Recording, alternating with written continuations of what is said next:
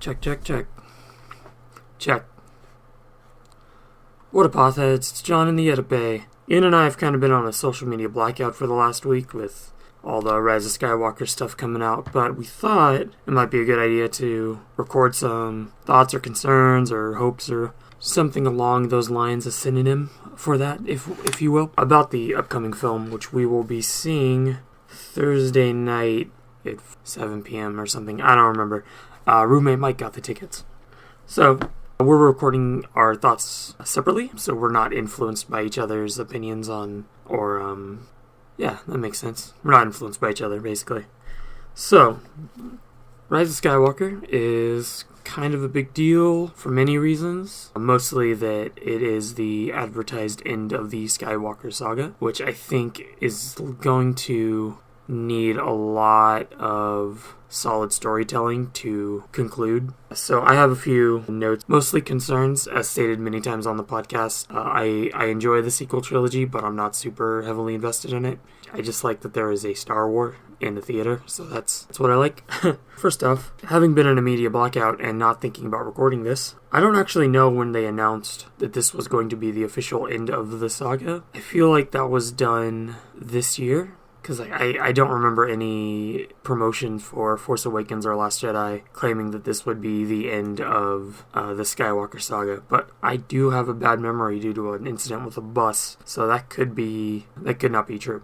But again, I've been on like a social media hiatus, and I can't search anything related to the Rise of Skywalker right now because spoilers are out there. I think it's interesting and maybe a little arrogant of Disney Lucasfilm to say that this movie can bring a satisfying ending to 40 years of Star Wars movie and storytelling. With The Force Awakens and The Last Jedi, they basically take place over the course of 2 or 3 days, and I don't know how far ahead in the timeline they skip with this movie, but we don't see any of what happens in there, so I'm kind of nervous that the story progression and character progression that we got a little bit of each character in the last 2 movies isn't going to be enough to sustain or to create a satisfying conclusion, which actually goes into another thing I had about there being, at least in the trailers, we're seeing that there are new characters in this that seem to be a pretty big deal or have some story significance, and that makes me very nervous because the existing characters that we've established in the last 2 movies, with the exception of Rey and Kylo, really haven't had a lot of character growth. They've had interesting adventures, but we don't really know anything about them unless we go back and read comics and novels. And I think for Disney to rely on the hope that people have read those books to flesh out the characters is not a good business tactic for making movies. So with all these new characters and the the established characters as well, I feel that they're going to have to drop a lot of storylines about those characters in order to progress the story. Did I just say that? I might have. So I'm kind of nervous about that. They're setting themselves up to have a lot of story to tell, not a lot of movie time to do it, especially with again, in the trailer, seeing a lot of new locations. I'm nervous with all these terrain, all these locations that we're only going to get to spend 2 or 3 minutes at each one, kind of like Canto Bight, where I really feel like there was a good story that was left on the editing room floor. Could have fleshed out that side story a lot more. The last big story thing I have is more of a fandom-based situation where the last couple years we've had loud reactionary parties on both sides of the Star Wars issue. That's not really what I meant, but specifically right now, the Reylo camp, like, it's totally cool if you have the ship in your head and stuff, but I see like tweets and things on Instagram and stuff that are like, it's not that it might not happen, it's that it's going to happen, and I'm nervous what's going to happen if it doesn't happen, or if they reveal that Rey and Kylo are siblings or something. I think that's going to create an even bigger divide between these old fans that don't like what Disney's doing, and now you're going to have a new faction of people that wanted Reylo to happen and it didn't happen, if it doesn't happen, going back on saying how much they liked the last 2 movies. So that's what I'm mostly nervous about. with this new movie. I just had other couple like short things, like I don't think they should have shown or hinted at the Emperor being in this movie in the trailers. I think that would have been a great thing to hold on to. And how will that fit into the existing storyline? Also, a concern that I've had since Last Jedi came out, since since it was not that JJ was taking over this one, he stated that they're going to use deleted scenes and other random shots of Carrie Fisher to put Leia into this movie, and I'm wondering how much of the story was written around those scenes to shoehorn Carrie Fisher into this movie, or if it's even going to be anything of note. Well, that's what I'm hoping, is that these additional scenes with her aren't going to be what the story had to be written around, because that really limits what you can do with the film, especially a film that has to, again, end 40 years of storytelling. So to wrap this up, my biggest concerns seem to mostly be about storytelling and timing issues with the length of the movie, which will be about 2.5 hours. I'm concerned that we just won't have enough time to hit all the story points that we need to hit to not only wrap up the sequel trilogy, but to wrap up the entire series as a whole. And I just don't think it's going to be possible to create a satisfying ending to this saga for everyone. I mean, that was always going to be the case. There was always going to be people that were going to be upset, but I don't think they gave themselves enough time throughout the sequel trilogy to really justify wrapping up the entire saga in one film. It should have started in The Force Awakens a little bit and moved on and got bigger to wrap up at the end of this film. That's basically all I got. I think I rambled enough. Now I just gotta get Ian's rambling, what he thinks is gonna happen. I know mostly mine was concerns, and I think I'm probably gonna walk out of the movie saying it was fine. Nothing life-changing, maybe. Who knows, maybe it will be. So, yeah, I just gotta go get Ian's half of this. And I believe we'll probably do a after the movie reports Thursday or Friday afternoon. Thursday night or Friday afternoon once we get out of the film. So, we'll see you at that part. Alright, everybody. It's Ian. This is my uninfluenced pre-Rise of Skywalker thoughts. Overall, I'm pretty excited about seeing the movie. I've been rewatching all the Star Wars movies to get prepared for it, get in the Star Wars mood. I, in fact, had to, reset out of a Star Wars mood in order to run my D&D game this week, but been really excited for it. There are a couple of things that I really would like to see. My boy Finn, he's gotta do more. I'd like to see his character grow a bit more in this movie, because he kind of got sidelined, I think, poorly. He was poorly handled in The Last Jedi. So I'd like to see Finn be rad and awesome, and rumor has it that that's going to happen, so that's pretty cool. I've said many times, one of my biggest worries is not being able to tie up all the necessary plot lines and threads and character arcs that are going to be needing to be tied up in this film. And there are a couple characters that really need to have satisfying conclusions, and that's pretty much all of the legacy characters. So your Han, Leia, Luke, really just Leia and Luke in this one. Han kind of had his arc, and of course Kylo and Rey are the other two big ones, and Finn and Poe and Rose, I suppose, since she played such a big part in The Last Jedi. I'd like to see her maybe get some, I don't want to use the word redemption, because it's not like her character needs to be redeemed. I just didn't care for her character's job in The Last Jedi, so I hope that she gets a big hero moment, because I know how much that character means to a lot of people, so it'd be cool to see that as well. Lando I'm excited to see his stuff, and I'm really trying to stay away from speculation, and I've been trying to do that more and more with this movie in particular.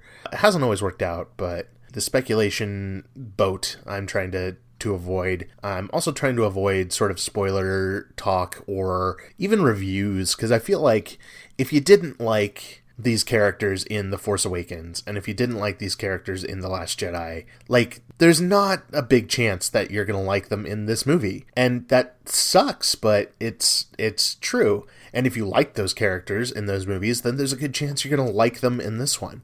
So I feel like looking at reviews of people, it really is just going to come down to, do you like new Disney stuff or do you not like new Disney stuff? And that's not very helpful in terms of like trying to decide whether or not I personally like a film. There are critics out there that I like and trust and have similar opinions with, but for this one I'm trying to go in with a blank slate, no influence. I've kind of already messed that up a bit by accidentally, brainlessly going onto a social media platform and seeing a post or two, but nothing has been sort of spoiled for me or heavily influencing my thoughts one way or another. So only 24 more hours, less than 24 hours before we're seeing the film. So really looking forward to getting John's take on it, since he's not a big Disney era fan, and looking forward to seeing Mike's take on it too, because he's not, insanely into this as much as I am. So I think all around it'll be a good discussion, because you're going to get sort of like the fanatic viewpoint, the viewpoint, and the okay, what was this viewpoint. So I think it's going to be a good time. So I'm looking forward to it. All right, everybody. I'll see you on the other side. Spoilers ahead. Tonight. Spoilers. No, seriously. Spoilers. Why are you even here if you haven't seen the movie yet? Go see the movie, then come back. It's spoiler time. And. No and. You don't get an and. Seriously, there are spoilers. That's all you need to know. This broadcast is pure spoilers. Go away until you've seen The Rise of Skywalker. Welcome back, Galactic Citizens, to another episode of Hoth Topics, a podcast about Star Wars. My name is Ian, and no, it's just Ian. My name is Ian, and joining me, as always, is my co-host, John. John, how you doing? I'm doing swell.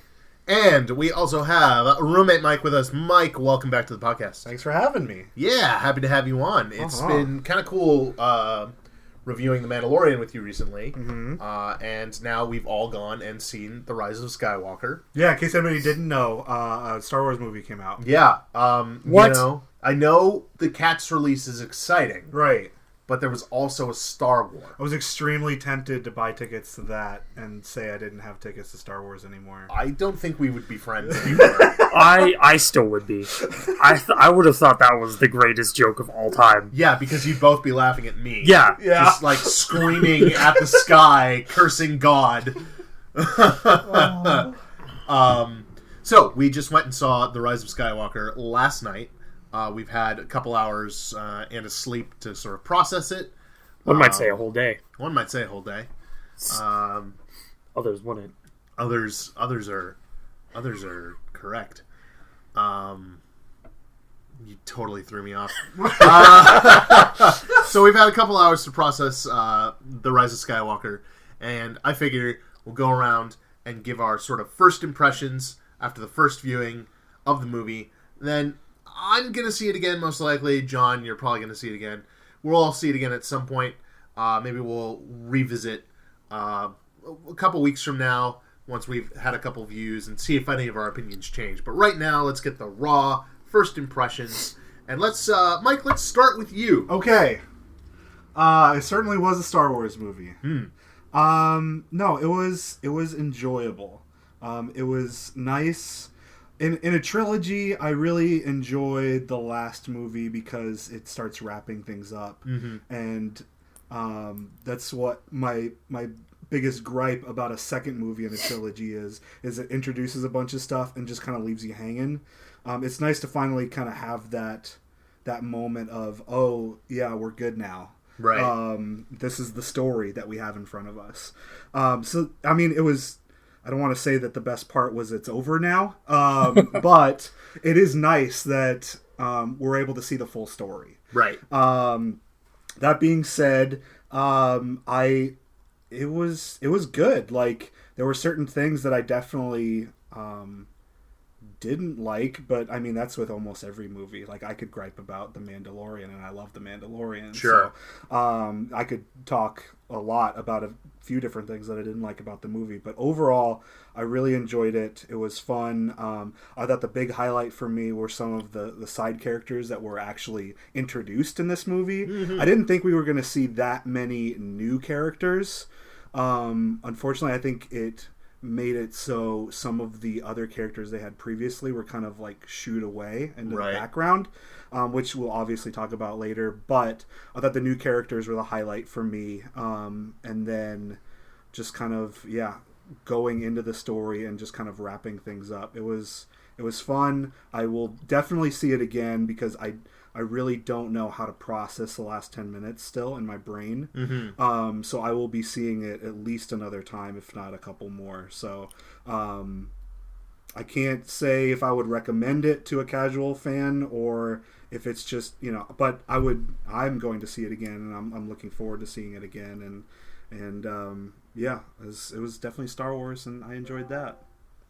Very nice. John, let's go to you. That was good. Moving on. Wow. No, I'm just kidding. So, podcast over. Yeah. We've said all there is Star Wars to say. is good. Yeah. Well, everyone. I agree with that statement, Mike. Star Wars is good. Good. I went into the movie with a lot of hesitation about what could happen, which y'all heard of in the before this thoughts thing that me and Ian did. Yeah, I just want to point out on that subject, I have not heard John's portion of that. But I have heard his because I'm in the Edipe. Right. That's why I call myself John in the Edipe. Or Consistency John. No, nobody calls you just Consistency you, John. And I have many notes on the things that I said on that because some of them came true, some of them didn't. Sure. Some of them happened, but they were fine. Right. It didn't bother me all that much. And I walked away from the movie thinking, that was a Star Wars, like Mike. It was definitely a Star Wars.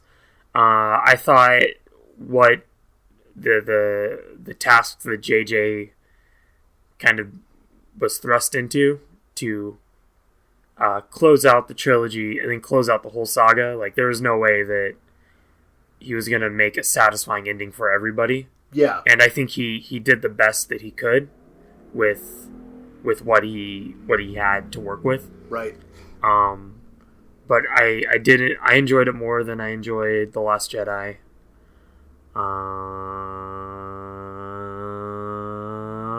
And then I said that out loud, and then my brain went to, I just dug myself into a really deep hole place. Well, you're not alone in that category, based on some of the stuff we've seen. Most people... I've been sadistically enjoying going on Twitter and just watching the weird storm of emotions that are flying around, all from one of the best Star Wars movie to I've lost my faith in the franchise. It's been very interesting. I haven't seen as much I've lost my faith in the franchise notes after this one. In fact, I've seen a lot of people, including personal friends of mine, who have said stuff like, this is my favorite one of the sequel trilogy movies. These are people who didn't necessarily like the first two of the Disney sequel trilogy movies and enjoyed this one. I walked away from the movie feeling like I enjoyed it. I very much had a good time with it, but I had a weird moment where I was like, I don't feel like I enjoyed it as much as I was expecting to, and I think a lot of that stems from the fact that JJ made the first movie in the sequel trilogy, and he made the last movie in the sequel trilogy, and Rian Johnson made the middle bit. And there was a tonal change between those two movies. I'm now realizing no matter who directed this next one, we were going to have another tonal shift. But I think the shift was so jarring that going kind of back to the J.J. Abrams side of things, other than the Rian Johnson side of things, that it left me a little shell-shocked, I think, especially in the first third of the movie, because I felt there were a lot of things where it felt like there was course correction going on. Oh, they didn't like this thing or that thing in The Last Jedi, so they tied it up real quick and then moved on, and then tied it up real quick and then moved on. That being said, I have said multiple times that my biggest concern was that they wouldn't satisfyingly tie up all the major characters, and I feel like for the most part, they did that quite well. They had a task ahead of them to do that with Leia, and I was satisfied with her conclusion. So let's get into some specifics here. John, you've got some notes, and Mike and I do not. So let's go through notes. Let's go through things that you came up with, and we'll discuss them one element at a time. I do have notes, Ian. I like notes. Let's see. So I want to first start with getting your guys' thoughts on the scenes with Leia, with Carrie Fisher. That was one of my biggest concerns going into this movie. Yep. Was that I thought that they might try to write the plot around what's available footage or audio they had of Carrie. Sure. And I think they did a pretty okay job of separating major story issues and Carrie Fisher's interaction with other characters. Though at times it was very jarring to me that you could tell that the actors were reading lines at a wall and not at a person, because sometimes they didn't react or put inflections on voices that are on their own voice that you would when you talk to somebody. When I was writing my notes today, I was writing an example of the weird stilted dialogue, because they did a lot of dialogue that set up Carrie's responses, so sometimes it didn't feel natural. So it'd be a thing like this, and this is dumb and long. Would you like to go to the store, or do you think the political ramifications of running a fledgling resistance against an overwhelming odds against a phantom menace that may or may not win regardless of the size of the forces, where we will need to go do the thing and get the thing, then yada yada, which the response would be, yes. That whole thing, yeah, exactly. You just hurt my brain. And then that whole thing, I could have summed this up with, go watch the episode of South Park where Chef returns and they just cut in and out dialogue, and because hey, children. Yeah. And they do the exact same thing where, like, Kyle was asking Chef something. Yeah. And it's just a completely leading statement to match the audio that they had of Isaac Hayes. So, okay. What do y'all think? Am I crazy? I'm crazy. No, you're not crazy. Yes. I felt that a lot in the first scene that she was in. I felt that one in particular didn't flow. The dialogue that she had with Rey just didn't flow at all. I thought it got better as time went on within the rest of the story. Yeah, and I noticed it less throughout the rest of the story. I felt like maybe it was just jarring the first time you saw it, and then you're able to get over it and just move on, and that's part of the story now. Or they just did a better job with those later scenes. I don't know which one that was. But I remember noticing it and almost cringing at it when the first time I saw that scene. And I legitimately didn't notice that as a bad thing about the movie the rest of the way. Yeah. I think the reason behind that is she had the most dialogue in the beginning of the film, and as they went on, they relied more on reaction shots and single word kind of things. Like, there's that entire scene where Leia is going to go make the Force connection with Ben, and that entire scene, she only really ever says like one or two words, which is, Ben, and the rest of it is just a unused reaction scene footage from different takes in The Last Jedi. So because the acting was very much more Carrie is there, Leia is there, and she's reacting to stimuli rather than talking and then having a response, I think that's why it was less noticeable at the end. Okay. I think you are both correct in that it was kind of cringy, but I think I was just so excited to see Leia on screen as a longtime Star Wars fan, and knowing the tragedy of us losing Carrie Fisher before this shot, that I didn't care as much. Looking back on it, I was like, oh yeah, some of that dialogue was not the best, but I think they did well with what they had, and my joy in seeing those characters interact superseded the performance issues. Yeah, at the end of the day, when I was looking back on it, JJ didn't have to include Leia or Carrie Fisher at all, and I think he did the best that he could. And this is actually going to be like a recurring mantra that I'm saying for this film, but JJ did the best he could with what he had. Yeah, given the puzzle pieces that was disposed. Yeah. It would have been a super easy decision to just, put it in the crawl or like have it in passing that she had passed away. But right. To have her be as big of a deal in this movie as she was, and for it to flow like it did, I thought was a super well done piece of cinema that they did there.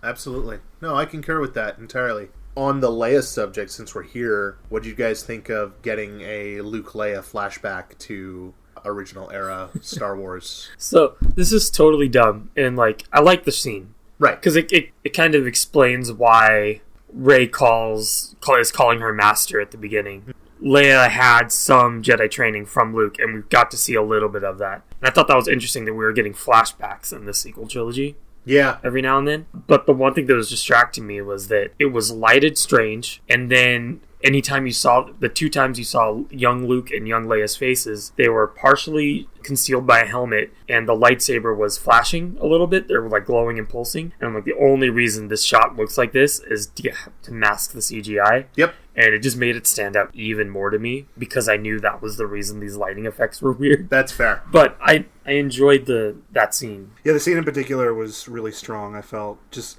giving you a different connection to Leia than you had previously. Like, there's so many reasons to connect with Leia as a character, as a human being, but to be able to develop her character even more this late in her story, I thought that was really cool. The CGI definitely got to me the first time I saw Leia's face. I'm like, oh, okay. But then I just put it aside and just took it in for what it was. And the way that it developed her character in the story, I thought just made it a positive experience for me. I mean, it was always going to be better in the dark than it was in the bright white room in Rogue One, where all you can see is just a clearly CG'd face. That's the lesson we learned in Rogue One too with Tarkin. Like, remember when we watched it in the drive-in and we literally couldn't see anything the entire movie, but that effect looked fantastic. Great, then.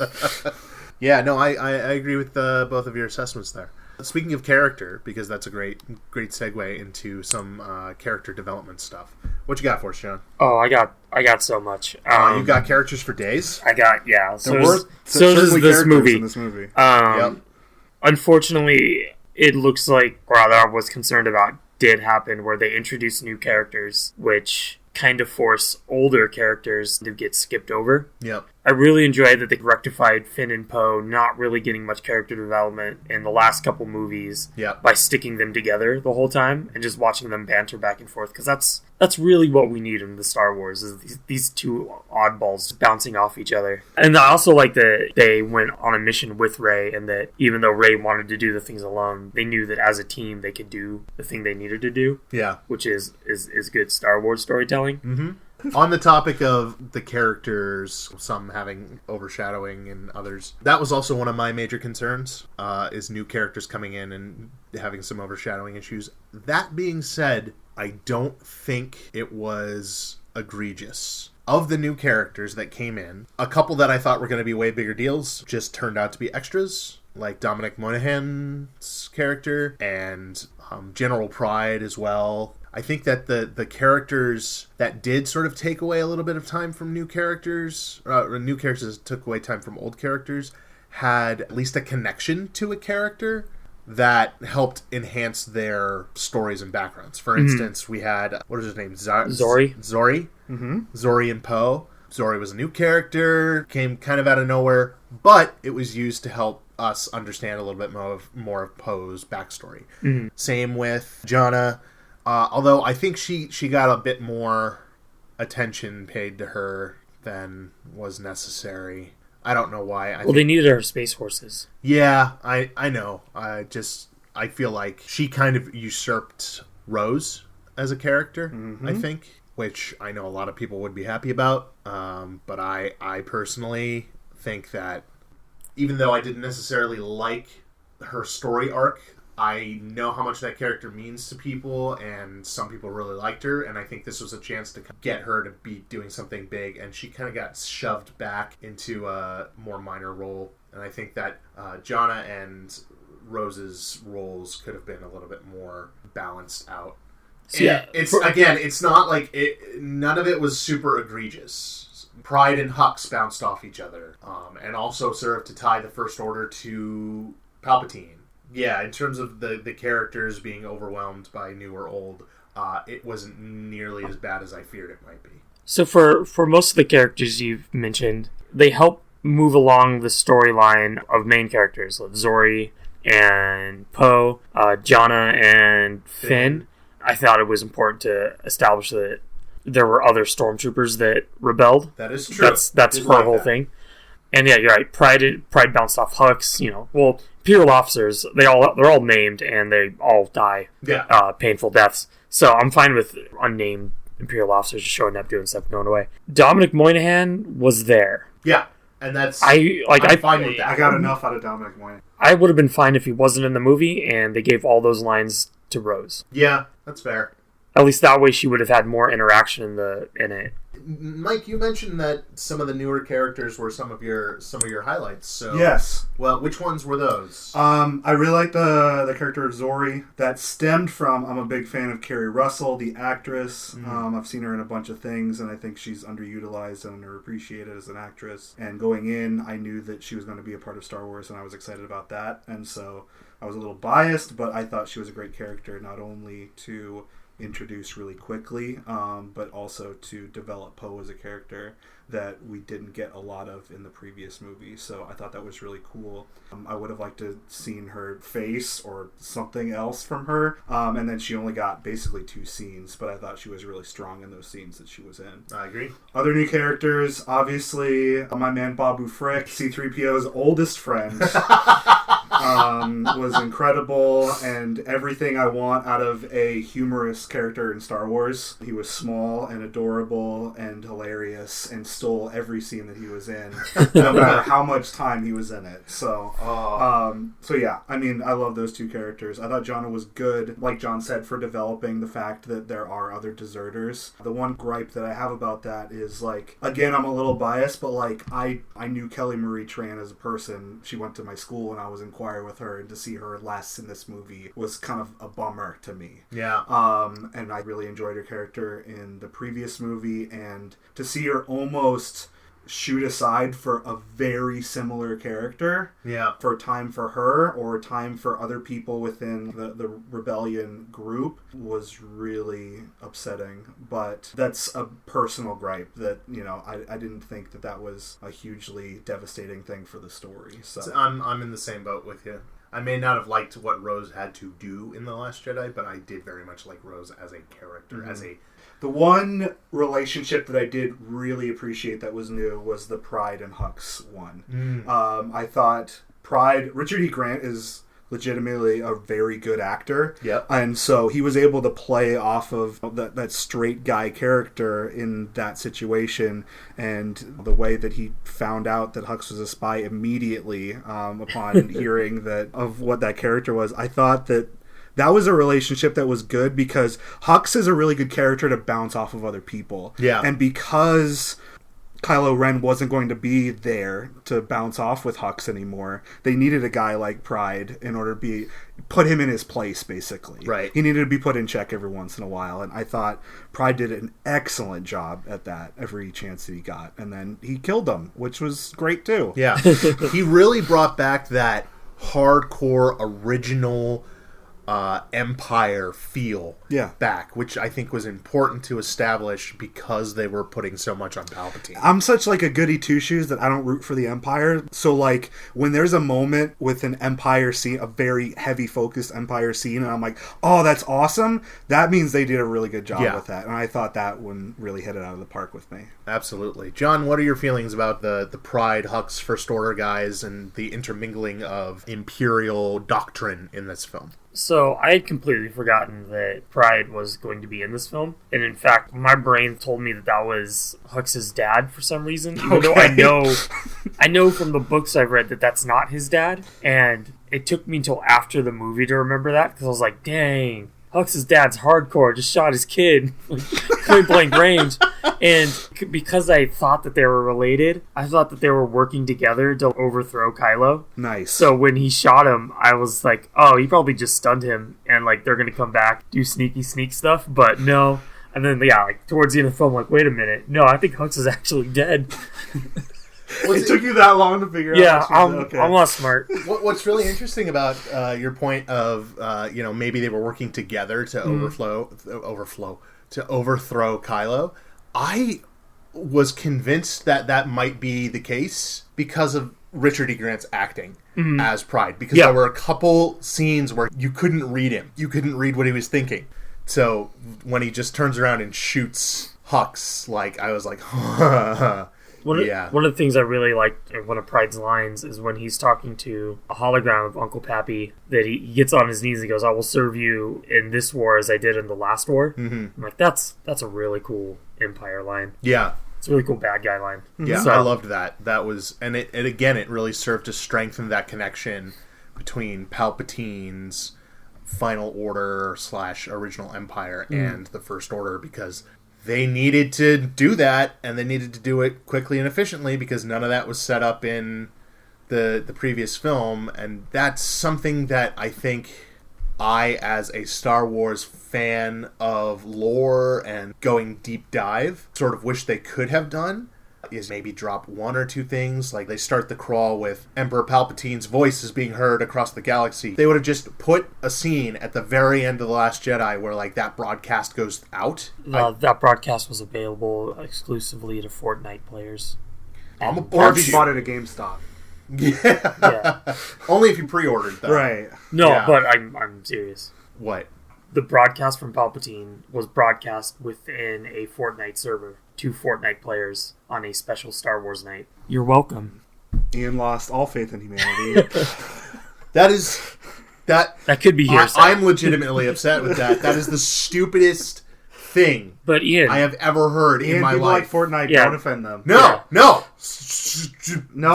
Ian, it's I'm okay. gonna need you to stop yelling. It's okay to like You're Fortnite. You're breaking levels Listen. right now. I'm gonna have to erase all of that. The words I have to describe my feelings about what you just told me are only acceptable in the Sith language, and I can't repeat it. Oh, that is so... Okay, I can't think about that, or Okay, else I'm going to be moving really, on. really upset. That's so stupid. But that broadcast should have been at the end of, like, The Last Jedi to kind of link it. That being said, and John, I think you brought this point up to me, there's a healthy history in Star Wars of starting a movie and just, hey, this thing happened, go. Which this movie followed that same tradition. Correct. Right, I'm gonna jump in right there with something, even Yeah. though we're talking about characters. But I have a thing about the crawl that won't fit anywhere else, Fair. except for right here with this amazing setup. So I told you, like, when you were dropping me off in my car last night, that I love the crawl. These are my exact words in my notes. It was campy and dumb. Yeah. And to me, that is a perfect Star Wars crawl. Yeah. I like my Star Wars to, like, I'm going to see a whole B-movie matinee at the one-screen theater. I liked it because, like, the good Star Wars crawls, they give you just enough information to feel caught up with what's just about to happen. Right. Not the whole backstory of what happened in between the last movie and this one. Not a back cover summary of a book, but more of like the inside flat, quick blurb. Mm-hmm. And that's what I like. And then I talk about the Fortnite thing. So that part is dumb. Lol. Okay, that's all I had to say about the Raging. about the crawl there. But I really liked it. It was so dumb. Ugh. And Mike, your thoughts pulpy. on the crawl? I literally did not remember it until you just spouted stuff about it. So Fair. the crawl really isn't that important to me in terms of words. The sounds are good. The words don't really mean anything to me. That's fair. So we've kind of talked about side characters at this point. Any other notes on the non-main cast or crew characters? Fat guy died. Fat guy died. Yep. Poor Wax Snapply. Yep.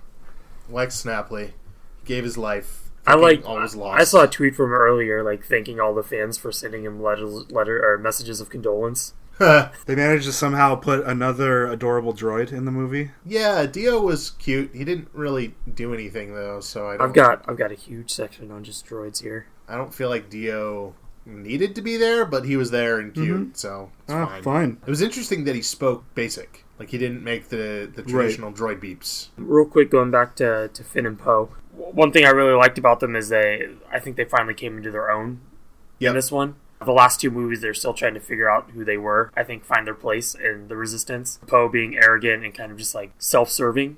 If he can do something, who cares about what the consequences are? Right. Where in this one, kind of felt once he took the position of general over, he had issues, and when he had the issues, he asked somebody for help instead of just like going at it. And then when he finally felt overwhelmed, he's like, "Oh, my bad, everyone."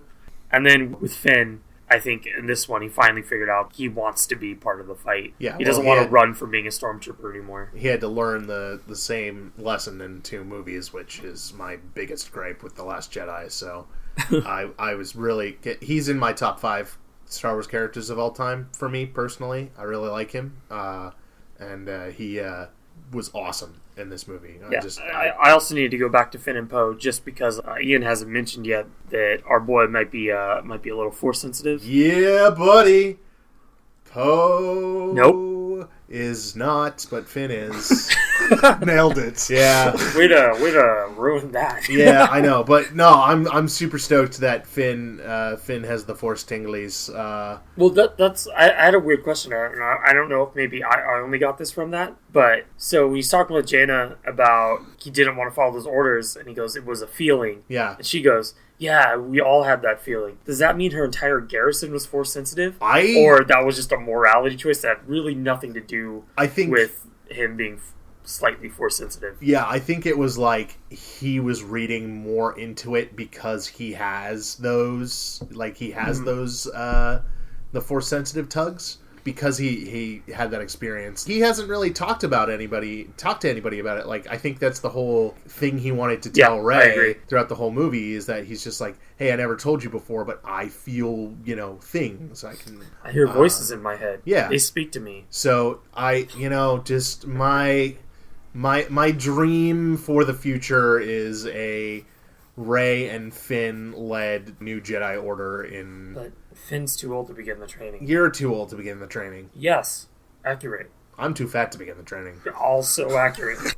I felt like this was Finn's strongest movie. Absolutely. I felt like, honestly, just like from a technical like acting standpoint, I felt like he carried more scenes than almost everybody else in the movie. Mm-hmm. I felt like he pushed that story forward outside of the main force, Adam Driver, Daisy Ridley story. I felt he carried that along with the rest of the characters, and I felt like I was following him and his story, and then everybody else just kind of led along with him. I felt like Poe was a part of Finn's story, and even though they were obviously generals together, but I felt like this was Finn's strongest movie, and I felt like it was his movie outside of those select scenes where Daisy or Adam were by themselves. Yeah, I couldn't agree more. And that honestly is what is going to tilt this movie over Force Awakens and The Last Jedi for me. Because even though I really did like The Force Awakens just because I liked it, and lately I've been thinking, hey, maybe I liked The Last Jedi, but it was fine, and the only reason I was defending it so rabidly is because people were telling me what to think. Mm-hmm. But because Poe is such a fave character for me, I think Finn, yeah. I don't think you like Finn at all. Because Finn is such a... I've had a couple drinks. Because Finn is such a fave character for me, his performance in this one is what's going to push this to, I think, my top of the sequel trilogy. I think that's totally justified with what he did with the script. Yeah. I want to save Rey and Kylo until... Rey and a little bit later. Easy. I don't want to start with them and then get lost with all these other awesome character notes I have. I concur. I say awesome, but I mean what else you got? Notes. So I have a section on just the droids. Yep, let's hear it. Okay. Beep bop. So I'm just gonna read these from here because it's more fun because I wrote them dumbly. Goldenrod had some really great lines. I think Anthony Daniels really killed it this time. A common thing, though, that came up in this film for me is that there's a lot of consequences that just get fixed no problem by the end. 3PO had to lose his memory to recover data, which led to some great moments of amnesia later on. Yeah. And then R2 fixed him and it was all better.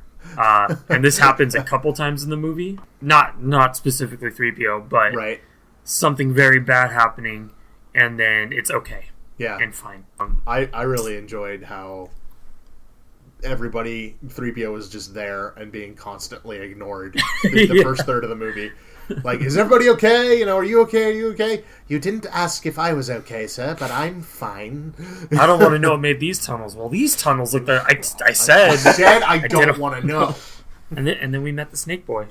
All right, so then the nearsighted scrap pile. That's R2 for Mike. These are all insults, by the way. He didn't do much. He kind of hung out with Leia. fixed Goldenrod, flew with Poe. Didn't really do much. Just kind of bummed to see him and his counterpart not really together throughout the whole film. Unless there's something I missed. Well, I agree with you, but I think I'm of two minds about it. I think it kind of goes into they had their big time in the sun through the both the previous trilogies, and as long as R2 got a little bit more, R2 was really big in the prequels. Okay, that's fair. over C-3PO. So I think seeing C-3PO shine a little bit more than R2 in this one was fine. Okay, yeah, I'm fine with that. Yeah. I didn't even think about the prequel thing.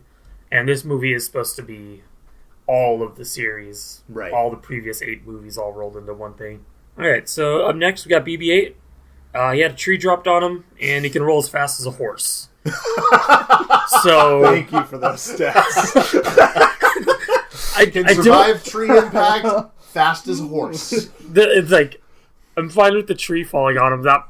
That sounds mean. But it brought some great dialogue where when the Falcon comes back to the hidden base, and was it Chewie or whoever was chirping at Rey, he's like, "You did what to the Falcon?" And then he's like, "You did what to BB-8? a tree? You let a tree fall on him?" And then when they assault the Star Destroyer, and he's just rolling as fast as a horse, I was like, "What's happening? This guy's not that fast." That's where you draw the line with the space movie magic. That, and there was no volleyball scene, so zero stars. There. And what else? Yeah, but anything else with BB-8? There really wasn't that much with him this time. No. I think those 2 scenes. So I think him and R2 got stuff, like, not got stuff cut, but they were rolled back to allow more room. I see what you did there. Yeah. For like new characters, like right. time for the new characters. So that's okay. I'm fine with that. Yep. Dio was MacGuffin number 2. Yep. It did some stuff. Mostly was just cute after his usefulness was ... useful. He was useful and then immediately discarded. Yeah. He was cute. I think for droids, that's I'll get anything on droids. Exciting. I think the scene in Babu Frick's workshop was my favorite C-3PO scene. Of all time. The fact that they turned to him and asked him, "Is there any other option?" And he knew that there wasn't, and that made him a part of the decision and the story, and I thought that was really cool. And then, right before they wipe his memory, he thinks of something that can fix all of this, and so he's immediately back to funny again. I thought his usefulness in that was really important for his character. I agree. And I thoroughly enjoyed his dialogue and his actions in that scene. I am really looking forward to hearing Jason's take on this film, because he hates C-3PO. Yeah, it's true. He does not like him whatsoever. So that's going to be fun. All right, let's see. Yeah, that's all I got. What else you got? Yeah, moving down my list. Let's Rose. talk about every character. Rose, we kind of talked about Rose a little bit. Yeah, my only note for Rose was #Where's Rose. Yeah. Unfortunately, that hashtag still has to live on. Yeah. Which is really bummy. Bummy is not a word. Bummy. It's bummy, though. No, it's very bummy. It feels bummy. Sorry, Rose. Much like The Rise of Skywalker, I don't have much to say. Whoa! Got him. So let's move on to the walking furball. Kelly, feel free to smack him. Yeah, we went to school together, but I don't remember you. That's awkward. Come on the show. 2 years below us? Or 1 year? 1 year? 1 year? 2 Come years? on the show. 06? You can hang out with Mike, who's cool, and then you can beat up John for me. We can talk about how the drama teacher at Westview was weird. He was a weird dude. Yeah. He was a weird dude. Mr. Smith Looked like is a weird Santa. dude. So let's jump ahead to the walking furball. Chewie! I think this goes on with things happening and there not being lasting consequences for it. I think he should have stayed dead. I legitimately, like, when he showed up, I'm like, oh God, really? I don't hate him as a character. That's not why. It's just my emotions don't matter. I went through that thing of seeing him die, and then 2 minutes later, you're like, oh, JK, lol. To me, it was the fact that in the EU, Chewbacca died fighting a planet It's not exactly what happened, but a planet fell on him. He was crushed by the moon. Yes. Cool. But in this one, he was so unceremoniously killed off that it made that killed off in quotes. It made the impact of what that did to Rey even more meaningful. He didn't die being a hero. He died because Rey lost control and blew up a shuttle. And the only reason I can think of that they brought him back, besides fans being upset about it, which they weren't too upset when Chewie died the first time in the EU, is that I think they just need an excuse to go to a Star Destroyer. I feel like Chewie was used to keep the spirit of the original cast alive through this movie because that's what Leia was originally supposed to do. So I think it kind of fell on Chewbacca's shoulders to be the linchpin there because he got the most. He's been in almost every movie. What did he do after they rescued him? Well, after they rescued him, he came back and they found out Leia was dead, and then he had a very emotional reaction to that, and which I thought was brilliant. I really liked, especially considering JJ had said not having a Leia Chewie moment in The Force Awakens after Han's death, and I think that having a Leia Chewie moment, even though they were not together, that was pretty big emotional impact. I like that a lot. But then he went with Lando to recruit the Savior fleet. Okay. Which is why his coming back didn't bother me so much, because in the first trailer we see him and Lando and the Falcon together, and that hadn't happened yet. So I was just like, oh, he's fine. He really had no impact on the rest of the story. Because anybody could have gone with Lando for the Savior fleet. But I think it means more from a that it closing was of the trilogy in the Millennium Falcon. Yeah. Doing that in particular. Right. Because they ended up saving Finn and Jannah in that ship as well. And Chewie he's been with the Falcon since the very beginning of the Falcon, and the Falcon is such an iconic thing. Like that may have been this doesn't have as big of an impact story-wise thing, but I think it has an impact in terms of closing out the Skywalker saga thing, and that's why it was included. Well, since we're on the topic of co-pilots, the Harrison Ford cameo. And in my notes, I mentioned that this was a Harrison Ford cameo. It did not feel like a Han Solo cameo. It felt like Harrison Ford to me. Yeah, I'm kind of torn on that. I would have liked to have seen either Luke or Anakin, Leia, be that voice of reason. I think Leia would have been the strongest point, but again, because footage unavailable. I thought it was going to be Luke when you hear "Hey kid," yeah, because at the end of Last Jedi, that's he says like "See you around, kid." I felt like it had to be a different person than what Rey had. Similar, yeah. And Luke was that for him or for her. I mean, yeah, that's true, and I agree with that.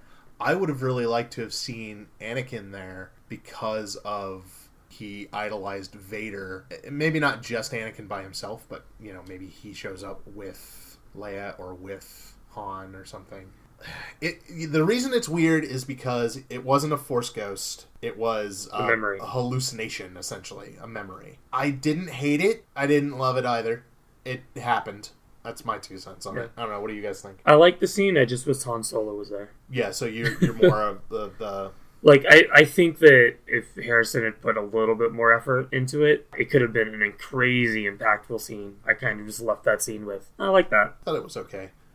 Now, question, do you think this scene would have existed if Carrie was part of the film? Do you think we would have had Harrison come back at all? Because it feels like something that would have been taken, that Carrie Fisher would have been involved. I don't think so. I think it would still be there. Yeah. Because I think they would want to have all 3 of those characters in the movie. Fair. So yeah, I think it would have been the plan if Carrie was still part of the movie outside of that. Sure. That was a way to get him in the movie, and really the only way to get him in the movie. That's fair. For me, I thought it felt like JJ was putting an importance on the scene in The Force Awakens where he kills Han Solo.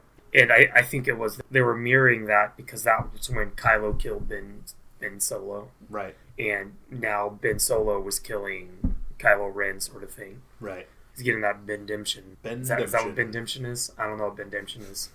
Well, it was a Bendemption. What do you think of that cameo, Mike?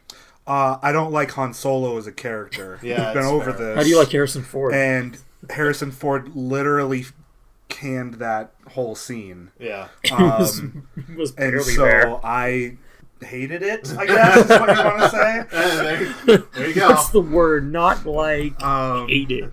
Yeah, I mean, like, I'll get into a little bit about Kylo with this because I think it's important. Like, obviously, those are two people. So with these two characters, I'm a big fan of Kylo Ren, and I am not a big fan of Han Solo. And so the fact that Kylo Ren killed Han Solo, super awesome. Great job, kid. Great job. But then Han Solo came back and destroyed all that we had worked for. And then he destroyed my buddy Kylo, and then Ben showed up. And Ben's like, he's on Team Han Solo. Like, that's not okay.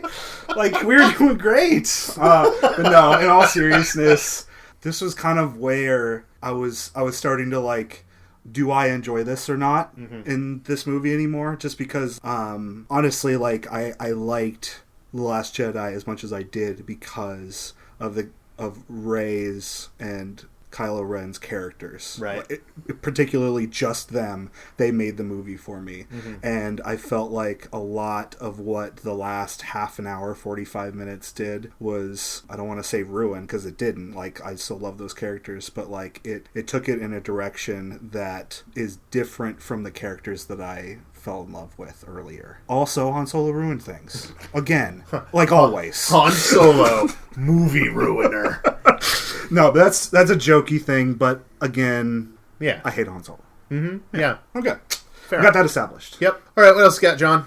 I'm sorry, I got super distracted right now because there's a tweet from John Kasdan that says the absolutely definitive, incontrovertible ranking of all Star Wars movies. 1. Ewoks: The Battle for Endor. 2. Caravan of Courage: An Ewok Adventure. 3. The Other Ones. Kasdan, do you have any idea what you're doing to me right I am retweeting. now? I have to live with this. You don't, I do. Hey Ian, how many Star Wars have you wrote? Yeah. Who do you think talks more about Star Wars with him, though? You or me? For John Kasdan. Probably John Kasdan. Probably John Kasdan. Council of Johns. That's true. Oh, And God. He does spell his name correctly. No. Is this a true fact? Force the Johns- deity The Johns will put it to a vote. No. All in favor say John. John. Johns have it. Motion passes. I don't know what the motion was, I but it object. passes. Ian, your seat is not recognized, for you are not a John. Well, Please be seated. technically, my name is the Celtic bastardization of John, so I am Please. a John. Yeah, but that's not how you spell John. So will the gentleman please step back from the microphone? I will not step back. I will not be silenced. All right, where are we going I with this, control John? your mic. I can silence you. Tyranny! First order! What are we talking about? So Mike, Empire! Tyranny! you cannot yell I can. because your mic is turned up because there's two people. I have to delete that. Quiet now. I'm still deleting it. Quiet. Where were we? Mike hates Han Solo. Likes it when he's I said that dead. multiple times. Yep. What other characters were there? Were there any other characters? Well, a couple, actually. Oh, that's true. The Knights of Ren. Completely underused. They are in my section of that's cool, but why? Yeah. And it's just the Knights of Ren. And I guess they were just around to track Rey. They didn't do anything, and then Ben killed All them. they did was suck and die, to quote Zap Brannigan. Yeah. And die. Yeah, all they did was suck and die. Like, I was so excited to see them, and then they were just grungy hobos that Kylo killed. Mm-hmm. That's it. That's all they were. Yeah. All right, moving on. Do we want to save Uncle Pappy till after Rey and Kylo? Yeah. And am I missing anybody? Nobody important. I thought the look of the... I pointed this out last night when we were talking about the movie, but the look of the stormtroopers with the jetpacks. Oh, yeah. I thought those were cool. Yeah, they were. They kind of reminded me of the tank driver helmets from Rogue One. A little bit. Real quick, Lando, he was there. Oh, yeah, Lando. He's important. Yeah. We've talked about him, too. Lando, he was there. He was cool. I like that they brought him in. I think they brought him in I think if Carrie hadn't passed away, Billy D. Williams wouldn't have been in this movie, He or probably would have just would've- been a cameo. Yeah, he would have been a cameo in the cockpit of a thing. I'm glad that they brought him in to kind of do what Chewie was doing, and you're saying to kind of bridge the gap of the generations. I love that he was basically wearing what he was wearing in Solo. # make Solo 2 happen. And I just, Mike Strong disagree. I thought there was some weird dialogue between him and Jana at the end. I mean, that age gap is real big. He had to go for it, But though, I guess right? in space, age is just a number. I didn't see that as a romantic thing. I saw it more of as a But anybody that's a fan of Billy D. Williams, as Billy D. Williams, is Sure. like, that was... yeah. Well, he's smooth. This wasn't in the script. This was he's recorded. smooth. Just happened to be recorded when he was like hitting on Jana's actress. Yeah, I mean, I'm fine. I think that was a clumsy attempt to say the old generation is passing the torch on to the new generation, and I agree it was clumsy, but I think I thought Lando was great, and his intro was cool. I liked that, and then him coming in with his his solo outfit was nice. And, I didn't like how stoked he looked to be on a Falcon that looked the way that it did. Like, I understand that he'd be stoked to be back on his ship, yeah, but the fact that it was in such disrepair. I mean, but he's already used to that because he flew it in Return of the Jedi. But at least it looked nicer then. What do you mean it looked nicer then? It looked exactly It had the a same. compressor. This one didn't have a compressor. No, Ray took that one out. The compressor was put on by Unkar Plot, not by anyone of the previous owners. That's the thing. And then she bypassed the compressor. So yeah, Lando. So I think we're clear to move on to... There's probably like a main character that all just forgotten. Well, I mean, Luke is kind of Luke he's is there, yeah. Well, he's mixed in with the Rey Kylo discussion. Okay. Maz is there. Maz is there. Yep. Maz was there to take lines that probably were for Carrie Fisher. And give Chewie a medal. Yeah, and give Chewie... Well, I liked that. That was a bunch of fan service nonsense, but I liked it. So I was reading a thing earlier about just specifically that scene and about how if you haven't read the novelization or read the comic novelization, you wouldn't know that Chewie got one of those medals. I saw one side of the argument being, now he has 2 Yavin medals? Cool. And then the other half saying, that was probably Han's medal. And was she... Maz or Leia was giving him something of... What's that guy's name? Han. You Also, know, the guy that Mike hates. Why does Maz Kanata just have random equipment just hidden in random places? I don't know. Real quick on that on Maz before we move on to the big guns. I was disappointed that she never revealed how she got her hands on Luke's lightsaber. But I think that's also because of the same thing I mentioned earlier, where lore enthusiasts like me are so used to connecting the strings and the dots. Yeah, I don't think there's a place in this movie for that discussion. I don't think there was either, but I'm still disappointed I don't know. So I'm just going to have to continue reading comics. Your thoughts on lightsaber locationing? No. I'm for it. Good. Literally looking through IMDb, the only other characters that we didn't name that are kind of like a thing, we finally saw Rey's father and mother for the first time. Yeah. Cool. They were there. Yeah. They died. Yeah, they got stabbed by a really weird-looking alien dude. He's a good guy. No. Oh, that's right. He's a good guy? No, he's Really? not. No, He's not a that good guy. He has He's a bad guy. Sith language daggers. All right. Let's move on. I think we're going into it. Yep. Rey, Kylo. Let's do it. I did not get to a point where I could write notes about Kylo Ren because stuff came in at work and I was doing this at work. But for Rey, I wrote, we did all right. Ian probably has opinions. Ian does. Ian has opinions. Go. This is a test of Ian has opinions. Ian Bringing has it back. opinions. No, just no. No. I'm the kind of person who will say a lot and then go home and yell things. You know, I thought we were gonna get through one episode without you mentioning Jedi treason. I'm gonna yell things. I don't know what I expected. I do have opinions about Rey.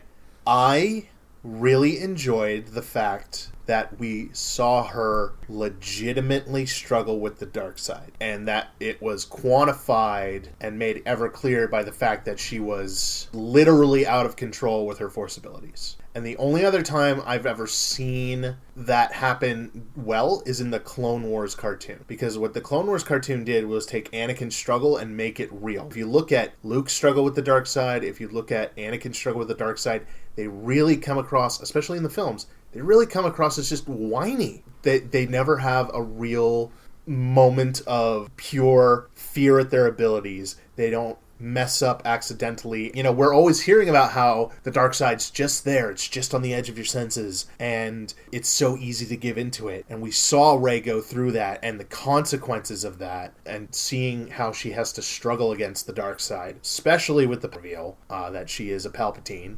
Which I was kind of whatever with. I really like the Last Jedi interpretation that, you know, who you are doesn't matter. But if they were going to put Pappy in there, they had to tie him in somehow. So, fine.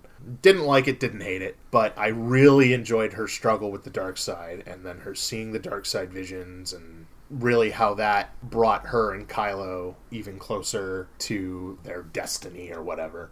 I enjoyed that, and even though we lost the thread of where you come from doesn't matter, we picked up the thread of the choices you make matter. It's not your blood that determines who you are, which is an equally important lesson that I think echoes throughout the franchise, because Luke had to have that same struggle with his relation to Vader, and then Kylo as well had to have that struggle with his relation to Vader. Just because your dad or your granddad or aunt or uncle or third cousin is kind of a bad person doesn't mean that because you're related to them you are automatically a bad person. I think that's a lesson that Star Wars has preached a lot, and it's a good one to learn. So I enjoyed Rey in this show a lot. I like that she took the Skywalker name at the end. I liked Luke's little talk with her as a Force ghost. There's one scene that I wanted that I got, but not in the way I wanted it. There's that scene where Rey, after staring down Uncle Pappy, reaches out and the past Jedi all kind of talk to her. I would have really liked to have seen those Jedi and not just heard their voices, mostly because they were all whispering and I couldn't tell who was who, with the exception of a very clear Yoda, a very clear Luke, and a very clear Samuel L. Jackson Mace Windu. Those were the only three where I was just like, I know for sure who's talking, but seeing them as either memories, flashbacks, or ghosts, I think would have been a really cool scene, and it also could have helped tie in even more stuff to the trilogy, because theoretically some of the voices that were in that Ahsoka, her voice was supposedly in one of them. Yep. And then Ezra as well, supposedly his voice was in there. Mm-hmm. And then I guess I got my Hayden Christensen in the form of a tiny whisper. Mm-hmm. I did get a Ewan McGregor Obi-Wan, and I did get a Alec Guinness Obi-Wan. Mm-hmm.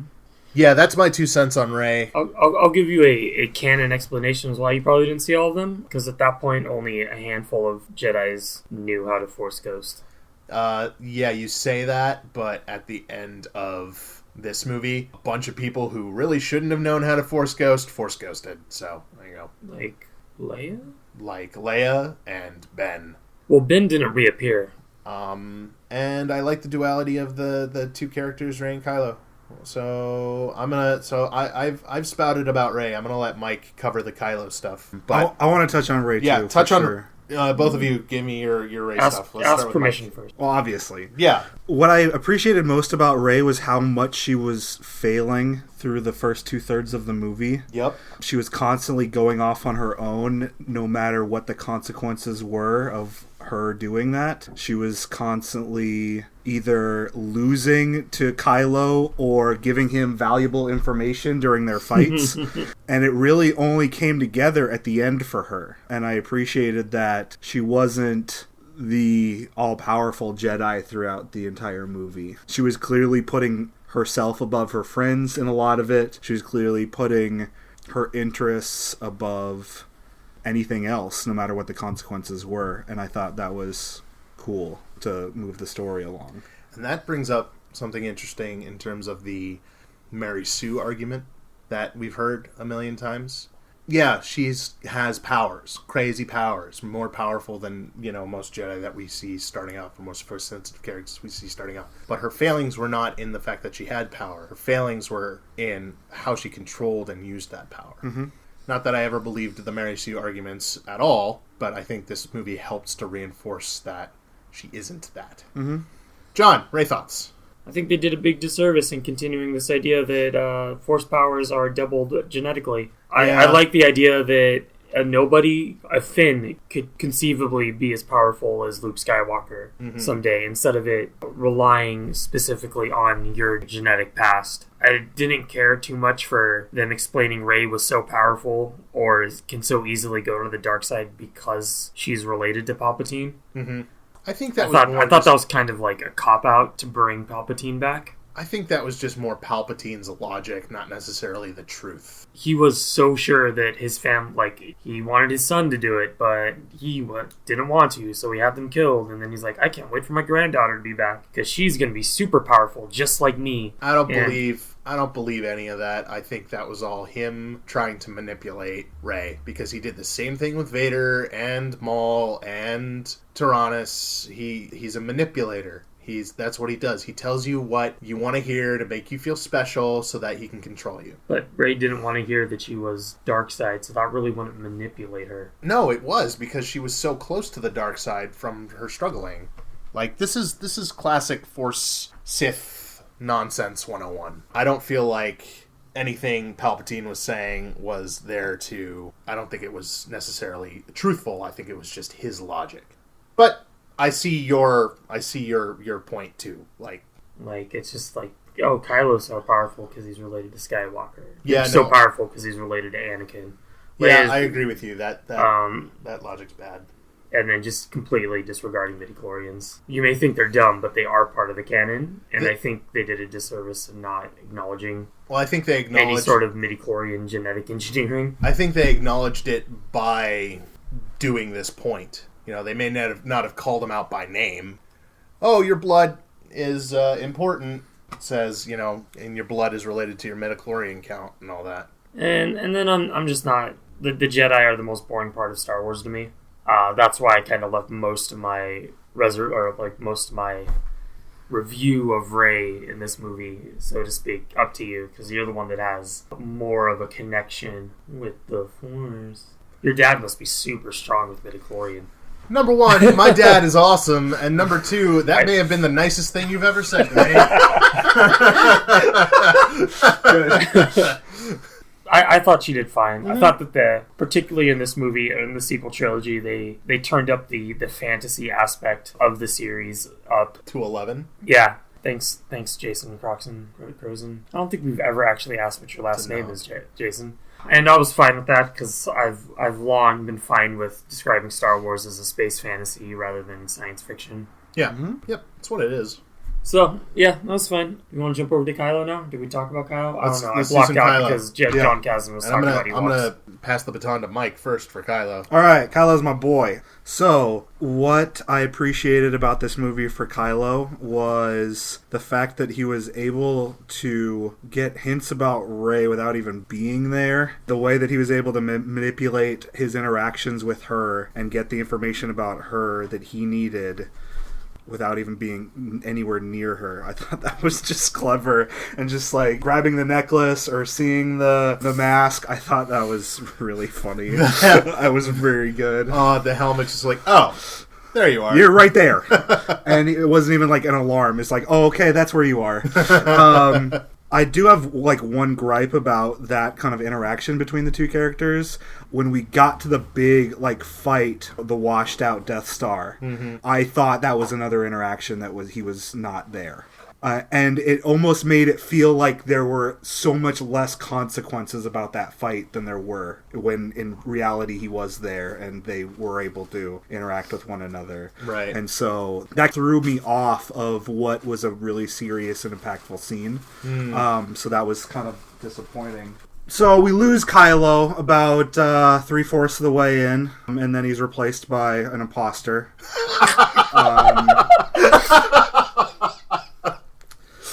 Oh, I do remember the thing I was going to talk about. I appreciated the fact that he was drawn to Palpatine based on his powers, but he immediately went to Rey not to join Palpatine, but like, hey, we'll destroy this guy together. Right. It wasn't, we're going to be joining this guy. It's like, hey, we're going to do this to destroy this guy that just offered me everything to join him. Yeah. And so we can take everything from him. I thought that was awesome. It was one of the few things that really fed off of The Last Jedi's setup, and I agree with you. That's really I thought that was a really cool scene. That was probably my favorite interaction. This guy's a douche. You want to help go kill him with me? Exactly. Ian, you said that, and you looked at the window, and I'm like, is there someone on our balcony? Yeah, that's the douche monster. He lives there. But yeah, at the end, I wasn't satisfied with the fact that the last thing we saw of Kylo Ren was he kissed a girl and then evaporated. I kissed a girl, then evaporated. Yeah. It was the main antagonist of the 3 movies. He was a character that you either loved to hate or you loved, and he just kind of disappeared. And I wish it was something a little bit more epic with that. That's probably in the minority, or it's selfish, but I wasn't thoroughly satisfied with his character's completion as I was when I left Force Awakens or The Last Jedi with how I felt about Kylo Ren. I'm inclined to agree with you, and I think one of the reasons is he didn't have any dialogue that I recall during that entire being Ben and confronting. He said "ow" with Rey. Yeah, it's the he only said line. "ow." He had no dialogue, no defiance declaration of defiance against Palpatine. I mean, he did all that with his actions. You know, this is Star Wars. Star Wars is built on Luke throwing his lightsaber away and telling Palpatine, "No, I'll never join you. I am a Jedi like my father before me." Or, you know, Vader and making his screaming at Obi-Wan about how he hates him. Like, these powerful moments they're corny and they're cheesy, but they're Star Wars, and Ben didn't get that. Yeah, I think I might have connected with the character had he said anything. Yeah. But I got nothing out of Ben Solo at the end, so. Reylos were happy. Yeah. Were they? As one of them, Well, I maybe. wasn't happy because they don't live happily ever after in the end. Fair. I couldn't control myself. Like I said out loud in the theater, frickin' Reylos. Very loudly. Yeah. Very loudly. Yeah, You said that. I didn't realize I was saying it out loud. I think my whole reason on it is, like, I think it was just so pushed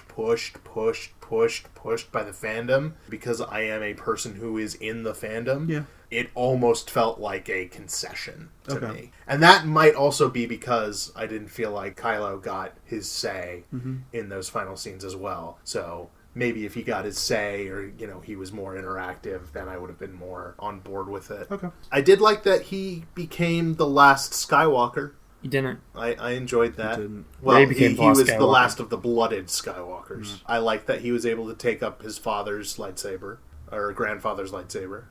I enjoyed that. But those are the tiny little nugget things that I enjoy because I'm a Forcey-Worsey fanboy. Other than that, I mostly agree with your assessment. Okay. John, anything to add for Kylo? The whole Force Spawn thing that they have, Yeah. I've grown to like it over the series, over the Same. sequel trilogy. I didn't like it at first, and then they kept going, and then in this movie, it was so strong that they could actually pass stuff back and forth. Yeah. And I was like, okay, I kind of like that in a weird, like, I don't like fantasy stuff sort of way, but I like that for whatever Yeah. reason. When Rey's confronting Palpatine and she sees that Ben has come and puts her hand behind her head, and you're like, why is she putting her saber there? That's a horrible guard. And then the camera pans around and it's Ben holding it, and then he just like gives like a very Han Solo smirk to the knights, and then just goes to town on their dumb faces. Yeah, he kind of like shrugs too. He's just Hey, like, hey, guess what? I got a lightsaber now. God, the Knights of Ren were so disappointing. I like the way that they ended Adam Driver's character, both of his characters, I guess. If you want to do Star Wars, and when you're light side and dark side, you have two different people. I did not see any other way that movie could end without Kylo dying, or Ben dying. Mm-hmm. Let's say he does live and helps defeat Palpatine. The galaxy isn't going to welcome him with open arms. Just like they wouldn't have done Vader. No, at best, he'll be life imprisoned. More than likely, everyone's going to call for his execution, so he dies anyway. He's not going to run off with Rey to start a new order, because no one would trust him. The only way that movie, his story arc can end is with his death. I kind of wish it was in, like, a big sacrifice moment, like a Haldo maneuver, which they name-dropped in it. Yeah, Dominic Moynihan dropped it. I'm like, yeah, JJ. I did see a tweet earlier that I thought was really interesting, that Rey and Kylo fighting on the Death Star wreckage when she stabs him and heals him. Just before that, there's a part where Leia says, "There's something I have to do for my son," or something along those lines, and then goes and like lays down, focuses, and distracts Ben. But this tweet mentioned that they think that when Leia did that and he got stabbed, she was psychically Jedi psychic, whatever that would be. Force light, yeah, exactly. Basically, keeping him alive until the end, which is why they both died simultaneously. And I thought, like that. That's Leia doing a brave sacrifice, doing what Leia would do, which is go against all odds and all hopelessness to do something that she thinks she can do. Absolutely. And that really plays to her character and that story arc, so I thought that was a fitting end for her. There was another place I was going with that, but then I got distracted thinking about all the times that I've watched Rogue One and she goes, "Hope," but it's not her. It's a weird CG face. Hope. Can I just say I'm really happy that they specifically said that the Death Star debris was on a moon in the Endor system. Well, the Endor system has like 20 planets. Yeah, which I'm fine and with. And they're all named Endor. I'm happy about it. Like, just thank you for doing that. They did do... we'll get to that in a second. The last big character we have to talk about is Dio. Palpatine. Oh. So let's talk Palpatine. I wasn't stoked on him being the main antagonist in general before we saw this movie. After watching it, I thought it was fine. He was a perfectly fine representation of the Sith. I did like the fact that he had a bunch of cultists. He was on Dromund Kaas, even though it's not called Dromund Kaas. It was just Dromund Kaas. Talk about that later.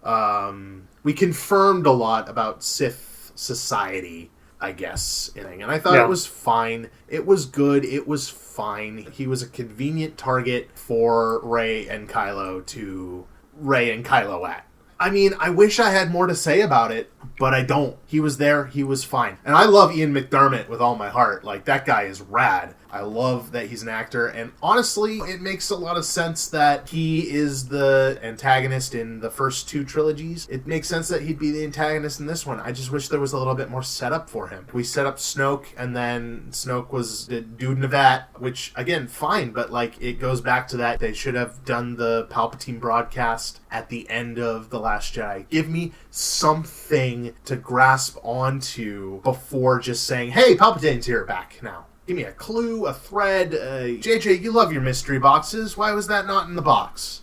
I mean, that's my 2 cents on Palpatine. I really don't have anything else to say about him. I didn't think I was going to like it, just because I thought it was dumb. And then he showed up, and everything about him made me happy. I like that when you first see him, he's like, all dark robe guy. Oh, it's just dark robe guy walking around. No, it's dark robe guy on a crane that travels him around this auditorium he apparently lives in. Yeah. It reminded me of a character... And not even really a character, but an episode of Invader Zim where Zim has a pimple that grows on his cheek that he tries to inject with something, and it just gets worse. And then he finds out it has hypnotic powers, so he puts it in a little costume and calls it Pustulio. And he basically can use Pustulio to Jedi mind trick people, and that's all I could think about every time they did a wide shot of the Emperor just floating around in his weird crane arm. John, I think I'm pretty confident in saying that I think you are literally the only person on the planet who made that connection. Yep, I agree, and I'm fine with that. It's how I enjoy my Star Wars. As much as I'm not a Forcey-Warsy person, I did like that they finally shed some light on Sith culture. Yeah, the fact that the thing that I have loved making fun of in Star Wars just in general is how up until this episode, Palpatine was just a real bad Sith. If he's following Darth Bane's rule of two, he wasn't doing that real good. Because the whole rule of two thing is the idea that a master will train an apprentice to kill that master and become the strongest Sith. And this movie just made Palpatine a good Sith again, and that made me sad because I can't make dumb jokes about him because that's what he was doing. He wanted Rey to strike him down. To be fair, he didn't train her for crap. True. No, yeah, she just wanted... Yeah, exactly. Let someone else do it. But I always thought it was more of like, not a literal, all the Sith will go into this person to make them more powerful. I always read the master trains the apprentice with all of the knowledge that he has about the Sith. Then the apprentice would become so powerful in that he could kill the master, and that he would take on apprentice to pass on his knowledge. It's like the giver, except for the child has to kill the giver at the end of the movie. That is essentially how it worked in general, but again, with a new Star Wars movie comes new stuff, new lore stuff. And so it became literal passing of the Sith. This definitely opens up a lot of avenues for further exploration into Sith culture, and I'm going to just call it new canon Sith culture. I felt the decision to make him the ultimate bad guy almost felt lazy, because it's like, when you go into this movie, it's like, okay, we have these characters, but we can't have Kylo Ren be the bad guy in this one. So we've got this guy who's we've done before. Let's do it again. Look what we found at the bottom of a Death Star shaft. But that's JJ's thing. No, it's okay. But like after you get in your mind that it's going to be Palpatine, I felt like everything they did with him was awesome. Yeah. No, I agree. The decision to put him in, I questioned. The decision of how they developed his character and what he did within the movie, I thought was amazing. I loved the gigantic empty room that he just kind of hovered around in. Right.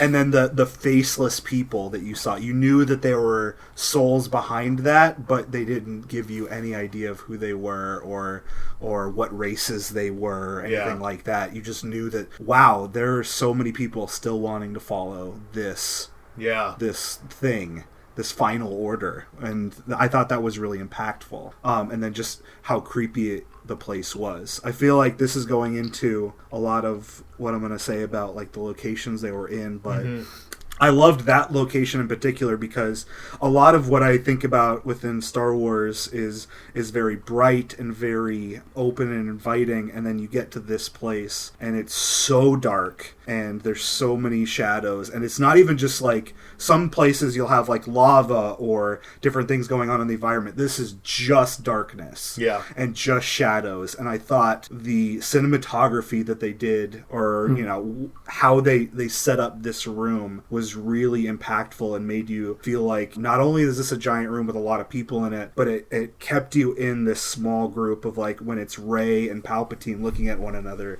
you feel like you're right there, and you feel like, but you know there's so many people looking at it. It's expansive but claustrophobic. Yeah, I felt like those portions of it made me more immersed into a Star Wars story than I have in a while. Yeah. I thought that was really cool. Yeah, it's almost like go into a dark parking structure. Like, you know, there's so much around you, but you're just like, shadows. I need to get to my car. You know, just cast light. I can't cast light, John. I'm not an. It's like a level Jedi. 1 cantrip. I'm not a cleric either. Jeez. I don't know if you. I think you are right. I think light is a. No, I don't know if you're not a cleric. I'm definitely not a cleric. All right. Yeah. So I think that covers characters. Oh, that's as far as we got? Yeah. Next one, I think the next two things will go pretty quick, yes. though. Locations. Here's what I want to say about locations. I've had this gripe with a lot of different things in Star Wars since the new canon reboot. If you're going to use a different name/environment for a planet that already exists in Legends canon, make it so different that I can't just say, but this is the same thing. I had this problem when they changed Korriban to Moraband. It's just Korriban. It's the same freaking planet. Just call it Korriban. I had it when they were like, oh, the Jedi originated on Octo. They originated on Tython in the Legends canon. There's no reason that these two things, like, you didn't make them different enough that they couldn't have a thing. And they did the same thing in this movie, where it's like, the Sith homeworld is a dark, cloudy, constantly lightning, sometimes raining planet of just crazy nothing. Well, and then in this movie, they're like, oh, the Sith homeworld is a lightning-infested, sometimes rainy, dark place we're going to call it Exegol. You've just described Dromenkos, which is the Sith homeworld in a couple less plants, but again, you haven't made it different enough to call it a different thing. And you so love putting legend stuff back into the new canon, so just do that. I don't understand. And this is the dumbest, smallest gripe. I have to scrape the bottom of the barrel to get to this as a actual, legitimate comment on negativity. So take it for what it is. Ian's just a nonsense lore enthusiast who needs everything in categories, and his opinion on this particular matter is dumb. I fully admit that. But it's the smallest gripe, but it is a gripe I have in terms of the locations. But I appreciate they didn't do it to the Death Star debris thing, and they did it for Endor, and it's actually a moon in the Endor system. What do you got, John? Endor is a binary system. You're a binary consisting system. of the suns Endor and Endor. It's orbited by the planet Endor, which is, there's I think 4 or 6 Endors, and then all the moons of Endor are named Endor. Whoever discovered this system is not very creative. It's probably out there where they got tired of all right, this is just Endor. Move on. Come in here. This is Sun system. This is Sun 1, Sun 2. Let's move on. Why would anybody be here? But there were. Yep. There were bears. There were bears. Going back to my audio from the very, very beginning of this, one of my concerns was there was too many locations and that we wouldn't spend enough time, or we'd go to a planet and it wouldn't mean anything, and then we would just move on. And that only happened at the very, very beginning when they were jumping around in hyperspace, but that was part of the hyperspace jump thingy they were doing. Yeah. So it worked out. I think the whole ship's on fire. Or when they went to a place, it had a meaning, and it wasn't just nothing. I didn't feel like any of the shot scenes were like Canto Bight, where they set up this interesting culture and world and stuff, and then they just leave it, and then it's gone without really any explanation. Yeah. The planets we went to, we really didn't get enough information that required more background information to need to be learned. Or if we did get information, it tied into somebody's story. Yeah. Like in the very beginning where the little girl was asking Rey what her name was, and she'd be honored to learn her family name during that big festival and with the beads. Yeah, so it served the story. It was really cool. I like that planet a lot. I want to go there. I want to have a good time. It looks like the Festival of Color from India combined with Burning Man with less sketchiness. I want to go. It only happens once every 43 years, though. So you'll have to time it really well. I mean, I'm each planet rotates at a different speed, so 43 years could be 2 days. Oh, that's a good point. Yeah, one thing Star Wars doesn't do is consider how time works in terms of space travel, and we shouldn't either. Mike, anything about the locations that stood out to you? Just visually, I was super immersed in the story, the way they set these locations up. I thought visually it was one of my favorite Star Wars movies in terms of locations, just how much of a contrast it was from that festival to the Sith world. Mm-hmm. It's just it was night and day. And then you get the really cool small scenes with the workshop for Babu Frick and the planet that's there. And it's just rainy and just dreary, and obviously it was a spice runner there, because what else would you do in that world? Stuff like that. I felt super immersed in this movie compared to other ones in particular because of how it was shot and the locations that they used. And so that was definitely if not my biggest highlight, one of the largest highlights for me for that movie. Very nice. John, anything else on locations? So this is the wrap-up of the Skywalker saga. I mean, they can always come back to it in 40 years, which is what they did, with this one, or 20 years, or whatever it was. Episode 12 when? Episode 12 when? Episode 17. Here, one of the... skip to 13 first. This isn't Windows OS naming conventions here. Well, can we go into the negatives next time? Oh my gosh. Should we get Star Wars Emmy? Before I say if I think whether or not this wrapped up the Skywalker saga well, one thing that I told John earlier is that I feel like I would really like to see these new characters in the future. Maybe not in a saga named episode, but I would love to see the Resistance form something new and face a new threat. I want to see Rey Skywalker's Jedi and how they're different from the original Jedi. I feel like because we have ended the Skywalker saga, these characters in particular from the sequel trilogy are now unshackled from the commitment to tying them to the past characters. They've had that interaction. The torch has now been officially passed, and I really want to see where these characters go without that obligation. I would love to see their Star Wars now. And I think that's something that we really could get in the future, because even though I was like, oh, maybe I didn't enjoy this as much as I thought I was going to in the beginning, and actually after this podcast, I feel like I've been talking about all the things. I feel like I enjoyed it a lot more than I thought I did initially. But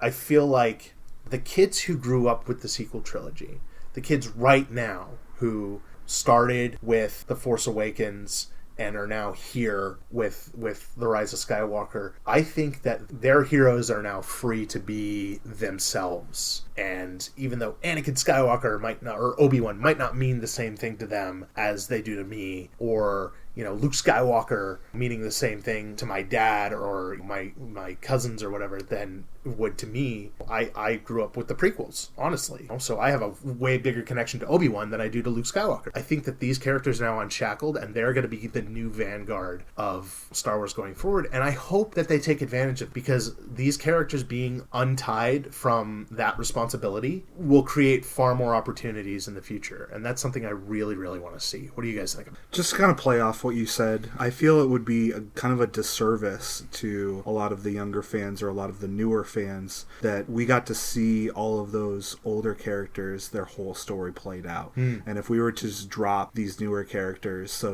from these newer fans, that's what they know. Like, they know Rey and Finn and Poe and all of them, and it would be a disservice for those fans to just kind of drop them and just say, hey, their story is played out, because we got the Skywalker storyline. We got 9+ movies out of that. Over how many decades? Right, and to just drop that for the newer fans. I'm going to be honest, I don't connect with the original very much because I was young, and then they were fun movies, but they weren't my favorite, and I kind of saw them and just kind of moved on with my life. And I felt like with this new sequel trilogy, I felt like I've connected with this storyline more than the other ones. And I would feel really bummed if I never saw any of these characters again, or they were a bit character later on in some other Star Wars entity that didn't mean anything. I connected with Kylo Ren, I connected with Rey and Finn and Poe and all them, and I want to see what else is out there. I'm more than willing to wait, and I'm more than willing to wait for the right opportunity. Yeah. And everything, but yeah, I want to see more, and I know that I'm not alone in that feeling with people that are kind of like me that connect with this new story more than the other ones had. I completely agree with you. What I'm interested in going in the future with the Star Wars franchise is kind of what they started and then they abandoned, which is the Star Wars stories with standalone films.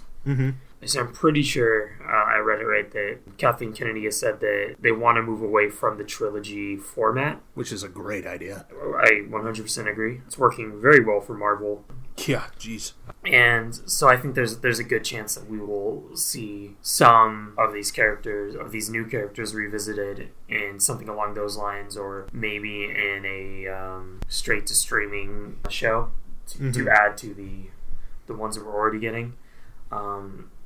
I've mentioned many times that I am not. You're not a sequel trilogy guy. Yeah, I enjoy the films, but they're not the era of Star Wars that I like. And the era of Star Wars that I like is getting a lot of stuff coming up in the form of TV series. We have The Mandalorian, which takes place after Return, but it still has a lot of that old Imperial tech that I enjoy watching. We have a Cassian Andor kind of Rogue One prequel coming up. I haven't really heard much about exactly. And then the Obi-Wan thing, which Obi-Wan Kenobi. I am not as big a fan as Drunk Ian over here. Obi-Wan Kenobi. Yeah, just enforcing that. Now, that's but a name it's going to take place after the prequels, allegedly, or maybe before. I'm kind of hoping they do like random anthology story thing, which we can get into in another episode. Yeah, absolutely. I have great ideas for that. That would make me interested in watching Obi-Wan do anything. As far as this movie wrapping up all of the Star Wars saga, there is absolutely no way anybody could pull that off successfully. Yeah. To the appeasement of everybody. Sure. That wasn't going to happen. There's too much divide in what is the real Star Wars, too much misinformation of what is the real Star Wars, that it wasn't going to happen. But I think wrapping up the prequel trilogy specifically, this movie did a great job. I really enjoy how it ended with Rey, for Force Awakens, with her just going about her scavenging days, sliding down dirt and sand on a sled on sand, and that being mirrored in this. I did feel kind of let down that she started alone and ended alone, not in a romantic sense, but in the sense that all these movies she's been trying to find her family. You guys are going to hate me, but her family was the friends she made along the way. But it was also the journey, Ian. Yeah. Team journey, so all the way. We both win on that one. But at the end, her only company is an old lady with a camel, who is just happening to walk by the old Lars homestead. I thought that scene was going to end with her either, burying Luke and Leia's sabers there, and then getting on the Falcon with her friends and flying off for whatever adventure they were going to do. Yeah. Or her setting up the Lars homestead to be the new Jedi Temple, which is what I think is going to happen. Yes. That's what it seems like, especially when they finally reveal that her staff is a saber. Well, parts of her staff have been reformed into a saber. Also, real quick, first instance of live-action yellow lightsaber. I'm pretty stoked on that. Mm-hmm. Calm down, Temple Guard fanboy. Yeah, I am a Temple Guard fanboy. Man, imagine if Obi-Wan was a Temple Guard. This guy would not stop talking. No, I wouldn't. Assuming there was an Obi-Wan Temple Guard. So let me ask you this question then, John. Okay. Do you think, in your opinion, for you, did this movie put a good enough wrap up on the Skywalker saga? I think it did what for you could. Not for anybody else, not for the people who won't like it or the people who will love it regardless. For you. Yeah, I'm still not sure on that. Okay, we'll come back to it. No, this is going to be like a come back to it in a few months. That's what I meant. Because we've seen Palpatine die now. And then come back. Just because he blew up in lightning doesn't mean that he won't come back. I mean, he blew up in a reactor before and came back. I did like that Palpatine was the big baddie, because he's been the big baddie throughout the series. Even though I do recognize that it's kind of corny to bring back the tried and true villain, that he was the mastermind villain behind all the movies. Right. Except for the movies that he wasn't in. No, well, I mean, like they he was just kind of there. They tried to air quotes fix that with that line in the very beginning of this film where he goes, "I have been every voice you have ever heard." In the prequels, he was in all three. In the original trilogy, he was in 2. In this one, he was in 1. Well, in one of the 2 that he was in the original trilogy, he was a hologram on screen for like 7 seconds. And in the version that I grew up with, he was a woman. Yeah, he was. With like they weird eyes. Yeah. The actor that played the hologram in the original Empire Strikes Back was a woman. Cool. Yeah. And then they make-upped her up. Aesthetic her face. Correct. So, for you, Mike, then, do you think that this movie adequately wrapped up the Skywalker saga? I left the theater not feeling as satisfied or as happy or as content as I had with like the previous 2 movies.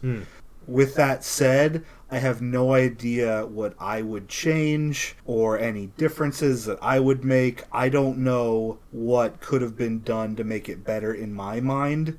But that's a really hard thing to do, sure, to wrap up all that stuff. Absolutely. Let me jump in real quick. I think I know what would have made me have a more solid judgment on this film is throughout the film, after Rey finds out what her lineage is, people are constantly telling her to not be afraid of who she is, not be afraid of that darkness or whatever. At the end of it, she disregards what her lineage is or who she is, and takes the Skywalker last name. And I think this movie would have done a lot better in my mind if the movie didn't end with the galaxy having another Skywalker. Fair enough. But then Rise of Skywalker would have made too much sense. Right. It would be interesting to that point, if she disregarded, don't be afraid of who she is, and then made the Palpatine name something good in defiance of her grandfather. But only I would appreciate that. Nobody else would care. I don't know how well people would appreciate the Hitler family charity program. Yeah, exactly. No, that's the thing. Like, I would love it. Doesn't work in real life because poetic rhyming and all that. Poe, but Poe. Phonetic. Man, I got. Maybe I've got a thing for Poe that is just like deep down inside that I haven't realized yet because I've mixed up his name a lot today. Ian has a thing for Poe. Hey, you would too. Smoldering Oscar Isaac, it's a thing. Why is he on fire? I don't. Because he's Latin? No, it's because the Falcon's on fire. All of it's on fire. Latino heat. I'll answer my own question. Do I think this was I satisfied with the conclusion of this being the wrap up of the Skywalker saga? I wasn't sure when I first got out of the movie. I think after sitting here and talking with you guys, I'm gonna say I'm very much in the same camp as you, Mike, where I'm just like, I'm not entirely sure, but I don't know what I would do different. Yeah. So we'll revisit this after a couple rewatches. We'll get Jason in on here because I know he wants to talk about it. Oh, he's as well. already chomping at the bit to get on. Oh, I've been absolutely. talking to him all day. So we'll watch a couple more times and then 40X. Yeah, oh god. Yes, please. No, I don't want to be sprayed Maybe with they'll water. shoot us with lightning. I can't. Oh god. Oh no. No, they're just gonna spray dander at us. Yeah, it's just gonna be fan noise and spraying, and I don't want to even think about what those chairs are gonna do during the hyperspace jumping sequences. No, thank you. There's like 8 of them within like 7 seconds. That's gonna be fun. Looking forward to that. You said 40X, my brain already jumped to we're gonna go see Cats, and now my dander comment doesn't make any sense because I was thinking about Cats. Yeah. I didn't really know where you were going with that either. All right. Why would you see the other movie? Any 40X? last minute comments about the movie before we wrap up, gentlemen? I probably sounded very critical about it during this entire thing. I still thoroughly enjoyed my experience watching the movie. I'm looking forward to seeing it over and over again in the theaters and then afterwards. And Star Wars is cool. It's pretty cool. Yeah, he's a pretty good guy, right? I'm looking forward to the continuation of Star Wars, even outside of the trilogy aspect of it. So absolutely, yeah. I'm just gonna mirror you. I the same thing. John, I'm gonna mirror John Kasdan, and it is one of the top. It's the top 3 Star Wars movie. I can't. With all the other Star Wars movies that aren't the Ewok movies. I can't do it. Thank you, everybody, for joining us for this episode of Hoth Topics, a podcast about Star Wars. Before we wrap up, immediately following this, I would like to say a very special thank you for everybody who promoted, shared, talked about, or even, gave their positive thoughts to the Kessel Toy Run. They had another successful year of delivering toys to kids who are not able to go home for the holidays and their families. So thank you so much for supporting them, and we will continue to support them next year. You guys are amazing and very powerful in the Force. Thank you so much for doing that. You made a lot of kids happy. We got to see some of the pictures. Maybe we'll ask and see if we can share some of those up online. But it was another amazing year, and we're looking forward to making next year even better with your help. So thank you so much for that. If you have any questions, comments, or any ideas that you would like to share with us about future topics in the Star Wars arena for Hoth Topics, you can go ahead and email us at hothpod@gmail.com or tweet at us on the Twitters at hothpod. You can also visit our website, hothtopicspodcast.com.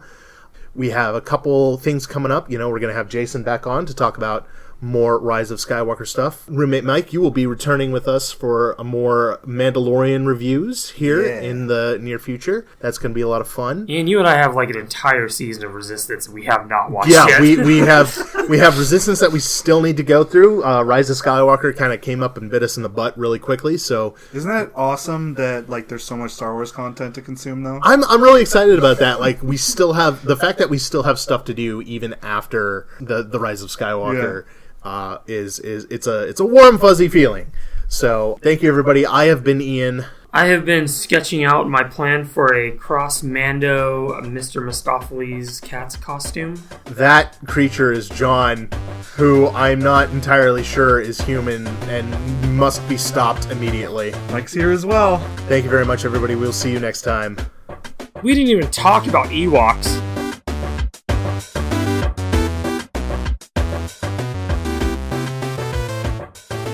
Too fat to begin the training. Too many calories you eat. MIDI calories. That's a surefire way to get me to not eat food anymore. Or eat more food so you get more Jedi powers. All right. Just getting back to it.